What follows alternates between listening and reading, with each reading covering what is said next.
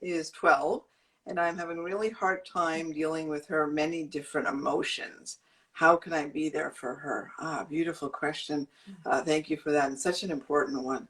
So our children, yes, it's beautiful that she has so many emotions. I'm empathizing with you, though. I get that that can be overwhelming. The beautiful part about emotions is that you have to look at it like a big circle, right? So when they feel big joy, they'll also feel big sadness or big anger. It kind of goes like this. So if we start to shut them down and not tolerate the bigger, more difficult emotions, unfortunately, everything squishes down. Right. So we want to be conscious of that. So I love that you're asking how I can be there for her. Such a great question.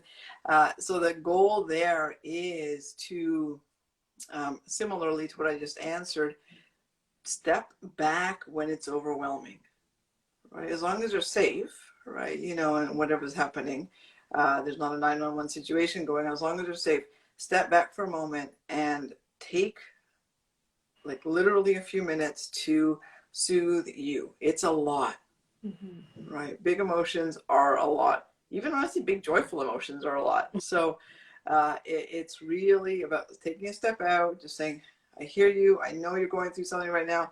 I'm coming back in just a few minutes, and literally remove yourself. Come and soothe and comfort. So breathe in. I would do a 4, 7, 8 breath. The breath work is really important to soothe and regulate our system when we're feeling overwhelmed. So it would be a 4-second inhale through the nose, 7-second holding of the breath, and an 8-second release of the breath through the mouth and exhale. And you repeat that 3 times or so. And that starts to soothe and comfort your system. And be conscious of dropping your shoulder so that you kind of relax your physiology. Then you'll be able to come back to their emotions. And then you'll be able to have the voice that is soothing for them. Right. So if I'm overwhelmed by them and I'm like, oh my God, okay, and you start to try to soothe and comfort them, you're probably coming in with a bit of a heightened voice, or like a non-compassionate voice comes out because you yourself are doing this, right? Your shoulders are up, you're tight, and your voice changes. So you can't be as warm sounding. So depending on what the situation is, you can empathize with them once you've soothed yourself. So you come and say, I know this is really hard. I can see you're feeling really, really angry right now. I totally get what, you know. So whatever's happening, you're going to empathize, and they start to come down and match us, right? So I, as a parent, have power over my child, and we can use that for good or not, right? So when we take the time to soothe ourselves first, just for a couple minutes, we come back, they start resonating to us as we stay in this kind of space. That's the key here for the big emotions, right? Because we are teaching them to regulate via us, right? We're not going to say, you've got to calm down. That's not helpful, right? That can be triggering in itself, right?